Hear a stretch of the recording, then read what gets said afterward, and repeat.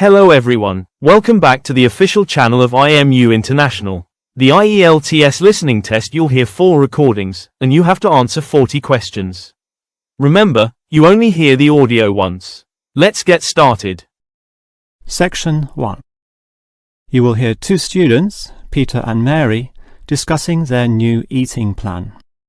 First, you have some time to look at. Now we shall begin.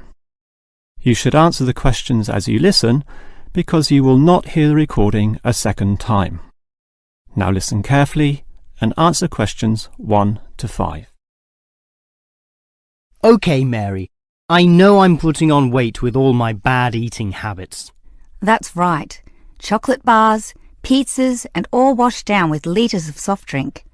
And with all the sugar in soft drink, I think we can say you're definitely overindulging, don't you think? I know. I intend to definitely stop drinking that from now on. And that's part of the sensible eating plan that we have agreed we need to formulate. One that we can both follow. That's right. Sensible and practical.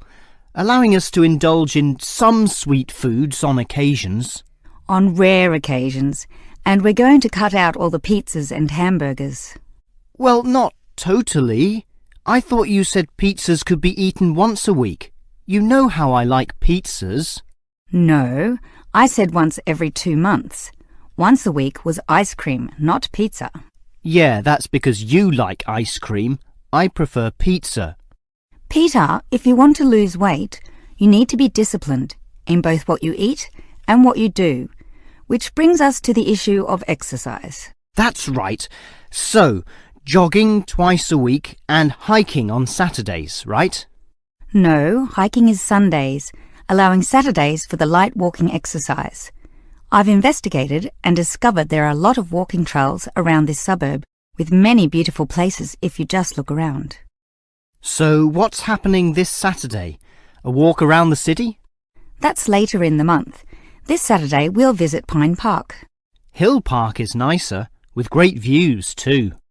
Yes, but we have to travel too far to reach Hill Park, so I ruled that out, and I love the smell of pines. And what about the weekday meals? Salads every night, I suppose. No, it's important to vary the meals so that the food remains interesting and fun. The only common factor is the fruit juice, but otherwise we'll have a variety of healthy fare, from salads to fish to lean meat. I'd rather have meat every night, but you're the boss. If you want to lose weight, you'll have to accept this program, okay? Okay. Before you hear the rest of the conversation, you have some time to look at questions 6 to 10.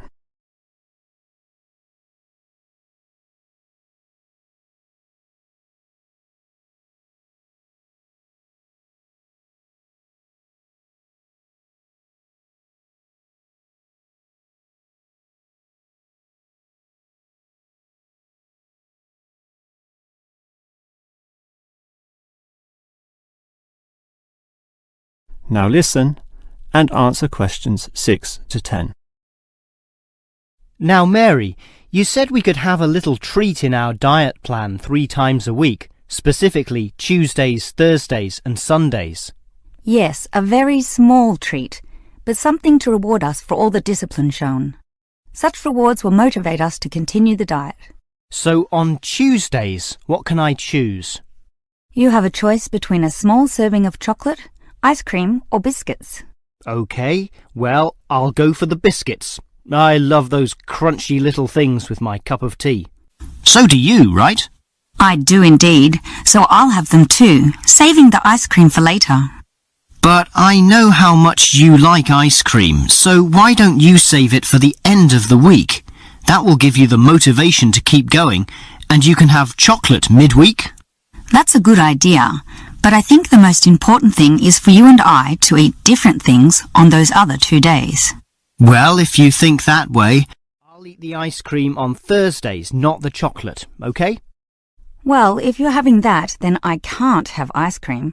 In order to be different, I'll have the chocolate. So we can compare our different snacks, and maybe even share a little with each other. Exactly. And the variety and fun involved will take our minds off wanting more. Eating for fun. A good idea. And then you can have the chocolate on Sunday, right? But I like biscuits. Actually, I want biscuits again to have with my cup of tea. But you have the biscuits on Monday, remember? And we can't repeat. Oh, come on. This isn't fixed in concrete. I can have them again instead of chocolate. You might like variety, but I don't. I'm a creature of habit. Well, the whole point of this was to taste different snacks. But if you want the same thing, okay. I, for one, am sticking to the original plan, with ice cream to finish the week and not another dose of chocolate. That is the end of section 1. You now have half a minute to check your answers.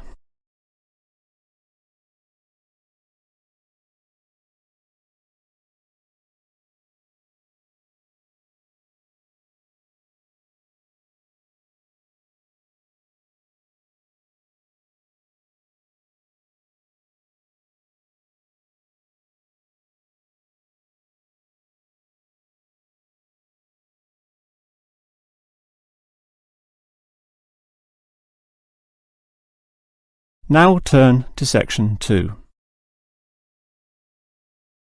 Section 2. You will hear a childcare worker telling some mothers about the advantages of her centre. First, you have some time to look at questions 11 to 16.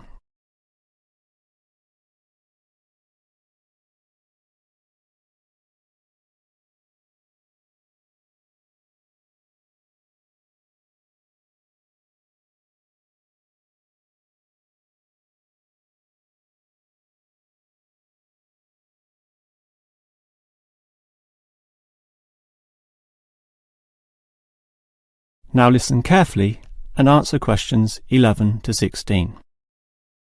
Hello everyone, and welcome to the Stanfield Childcare Centre. Now I know you're all new mothers and you like to cling to your children. You've certainly spent a lot of time raising them to the age of 4 and are perhaps reluctant to leave them here at our centre. Well, one of the first things you should understand is that here it is safe. Very safe. Look around and you'll see that every room has padded walls. Other centres have standard painted walls, but here we have invested a lot to ensure your children will not hurt themselves when running around and possibly tripping over. This padding extends around all corners. That is, the areas most likely to bruise and cut your active little child. So, you can rest assured that any accidents of a physical nature are not likely to happen here. Now, you don't want to dump your child at this centre and let them waste their time. You want them to learn, and that's one of the greatest assets of our establishment. Our staff are not only trained childcare workers, but all of them have a special skill which they can impart to your child. Whether it be teaching the ABC, some basic mathematics, artistic skills, or physical education. We are particularly known for our preschool literacy program, and have a wealth of learning toys specially designed to develop your child's potential. Of course, one concern many mothers have is that, in environments such as these, colds and flus and other viral nasties can be easily spread around. It's a very legitimate concern, and one which we take seriously, and we pride ourselves on our precautions. For a start, unlike most centres which clean with standard detergents, we disinfect every service at the end of every day, using a special disinfectant wash. Some places just wipe surfaces daily with a damp cloth, but not us, and that's just the start. We also physically check your children when they arrive every day, and if we feel your child is sick, we ask him or her to wear a face mask to ensure germs are not transmitted. If your child is noticeably sick, then we ask you to take them back home to recover. This might sound a little unkind, but we hope parents can understand that these measures are for the benefit of all. Before you hear the rest of the talk, you have some time to look at questions 17 to 20.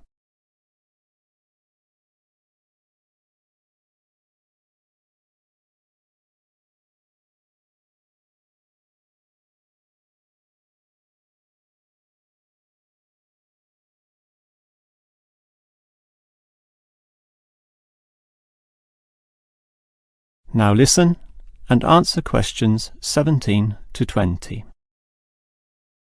Now at Stanfield Childcare Centre, we have excellent childcare officers. And let me briefly introduce them. We have Susan, Andrea, Bella, Kathy, Lisa and Liz. They're all fully trained and come with some individual assets which make them even better. Bella, for instance, knows children very well, having worked here for 5 years, and Kathy has her own family, 2 little girls, so she can talk to you with first-hand knowledge of what it's really like to raise children. But getting back to Bella, she often relaxes here after work, spending long hours chatting to parents, as does Kathy in fact. But in terms of hours, nothing can compare to Andrea, who will sometimes spend the night here, staying in our overnight room. Why? Because this centre is very friendly and simply a great place to be. Bella, for example, used to be quite shy herself, but now is marvellous with the little kiddies, as outgoing as any of them. We let Kathy, though, deal with the particularly quiet and introverted children. Since having her own family, she knows what can really bring them out. Of course, what better way to do this than with yummy homemade cakes, and Kathy often gets these from Bella, who can make some of the best in town. Yes, everyone here brings something special, which is why we're one of the best childcare centres in the business. That is the end of section 2. You now have half a minute to check your answers.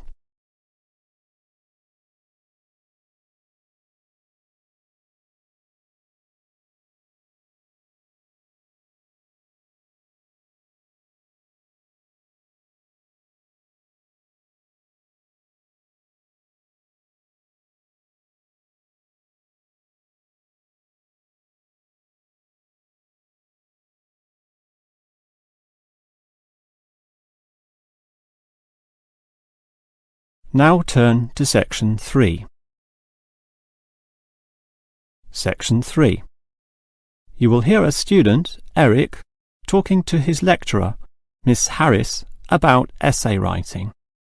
First, you have some time to look at questions 21 to 25.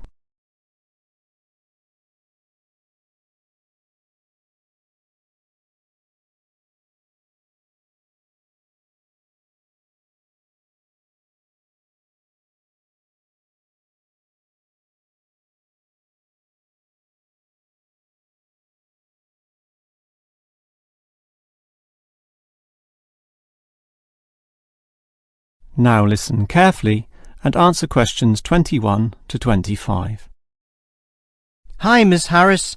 Here we are talking once again. Well, I'm always willing to help out wherever possible. Is anything troubling you? Well, your advice last week about writing summaries was very useful, and I'm using these summaries a lot in order to prepare my final master's thesis. But you're having problems, right? Yes, I have a few issues to discuss. Obviously, I want a good essay, and I want to achieve high marks, but I'm not sure on the best way to start. That's an easy question. Start with a topic, but not one that I necessarily suggest. One that you want to explore. You will always write better when doing so on a topic you are interested in, not one imposed upon you by others. Well, I'm interested in management theory. Then pursue that. However, that alone is far too broad. Break it into various current areas of discussion and relevance. Then look more carefully at one of them. Say, management and cultural differences, or management and motivation, or other aspects, such as the role of salary, group cohesion, or leadership. I would say I'm interested in group cohesion, that is, how people interact in the workplace. Well, that's a start, but you can't then just write planlessly without defining exactly what you intend to do within the area you've chosen. You'll have to think of a thesis, and this statement could be of several types. Such as what? Oh, you could argue a point, something that you believe in, or discuss an issue, looking at its various perspectives, or critique the opinions of others, pointing out the pitfalls and flaws. The thesis statement will make that very clear because it will say, in simple terms, what you intend to achieve in your essay. I see. And then I can just begin writing, right? Wrong. Huh? If your essay is going to be clear, it needs to be logical and organised, and this means you'll need an outline. This could be written as a flowchart or spider graph, that is, a series of connected lines. But whatever shape the outline takes, there must be a sense of progress in, more or less, a straight line towards a goal. And then my essay will be good? With such progression, definitely, as long as you do achieve everything that you set out to do, as specified in the beginning, okay? Before you hear the rest of the conversation, you have some time to look at questions 26 to 30.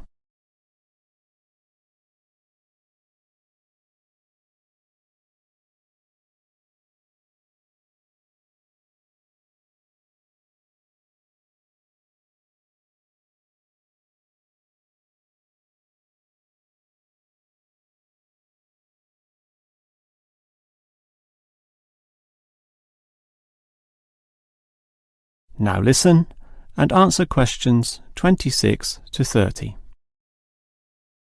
Well, Ms. Harris, your advice about essay writing all sounds very useful, solid and step by step, so I'll certainly follow that. But can you tell me in more general terms, what constitutes the best essay? Oh, there are many aspects to consider, but one of the most important is certainly original thinking. The best essays are written by people who think for themselves, and not just copy or imitate established views. I think I can do that. But remember, you can't just give a list of unsupported assertions. There needs to be support as well. A chain of logic linking each step in your argument. Right. Yet that alone is not enough. Your argument may be logically sound, but is it practically so? For that, you need examples from real life to illustrate your points or subpoints.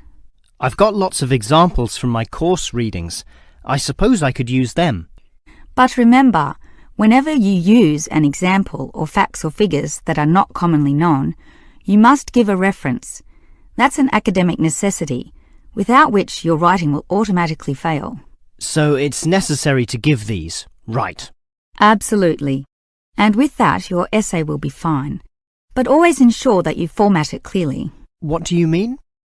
I mean the practical considerations, as written in the University Style Guide, such as leaving appropriate margins, using double spacing, Arial font, and so on. You see, your writing must look good as well as be good. I can certainly do that. And finally, related to the previous point, you need to respect the number of words required. Your individual lecturers will give you a word count figure, so follow what they say, making your essay neither too long nor too short. Perhaps 10% either way should be acceptable. 15% was common when I was younger, but it's a lot stricter now, and 20% would be pushing the boundaries just a little too far. I guess I can do all that.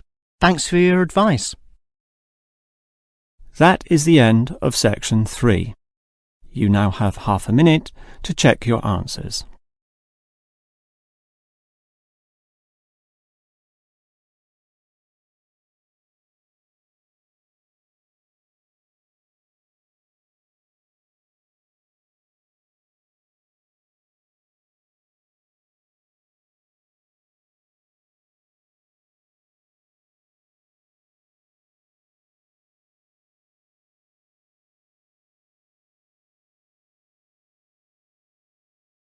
Now turn to section 4. Section 4. You will hear a lecturer discussing the history of people's beliefs regarding whether the Sun or the Earth is at the centre of the solar system. First, you have some time to look at questions 31 to 33.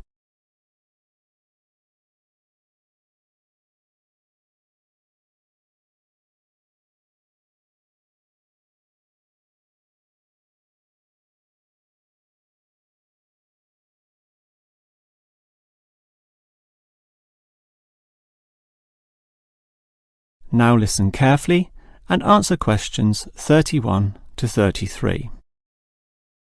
When looking at the night sky, the stars appear to revolve around the Earth, rising in the east and disappearing in the west.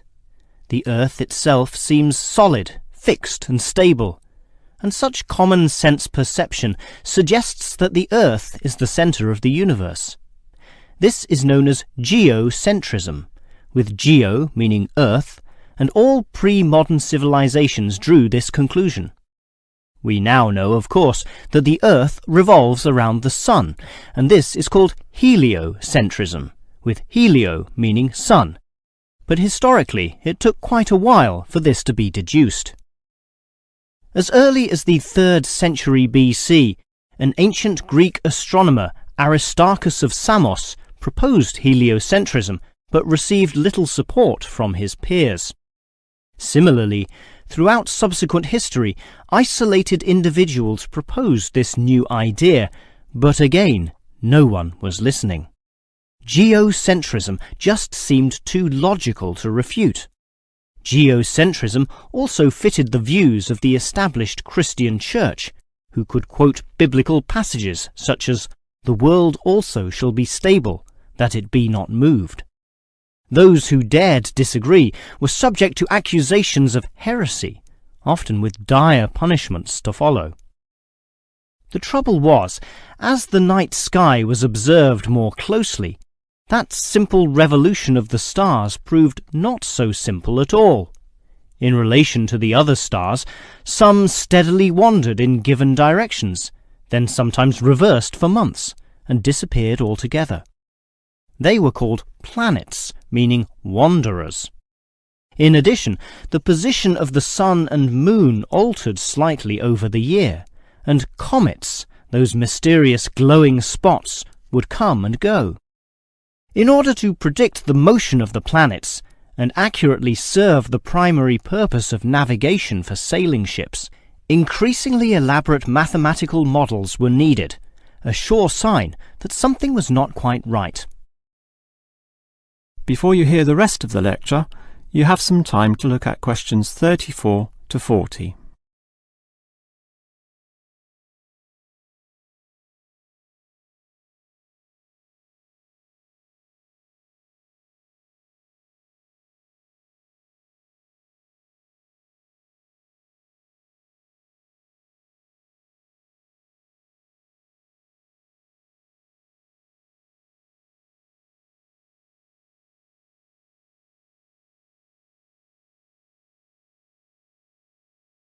Now listen and answer questions 34 to 40. Heliocentrism, or the belief that the Sun is the centre of the solar system, still needed a mathematically sound description before it could be scientifically accepted. And it was a Polish astronomer, Nicholas Copernicus, who in 1543 first published this. This event is sometimes referred to as the Copernican Revolution. Copernicus himself certainly feared the consequences of his proof, knowing full well it might invoke the anger of the established church. Probably for this reason, he waited until the last year of his life, when he was sick and dying, to release his findings. In addition, the preface of the book, written by a respected member of the church, stated that the model was not necessarily correct. As a result of this, there was no revolution whatsoever. In fact, the book received scant attention in the subsequent decades, apart from a few irate clergymen who angrily dismissed the whole scheme as irrelevant. Yet the following generations of astronomers did not always fare so well. The Italian scientist Galileo got into trouble, as did a fellow Italian with the surname Bruno, Giordano Bruno, who was burnt at the stake. Yet ultimately nothing could slow the spread of heliocentrism across Europe. It formed the basis of Isaac Newton's great work on the motion of the planets, a work which implied that even the Sun, around which the Earth circled, was itself in motion around a common centre of gravity. No discourse about heliocentrism could finish without mentioning that, somewhat unbelievably, there still exist those today who choose to believe that the Earth is the centre of the universe. Modern geocentrism is usually the result of literal interpretations of the Bible, which is the cornerstone of these people's beliefs.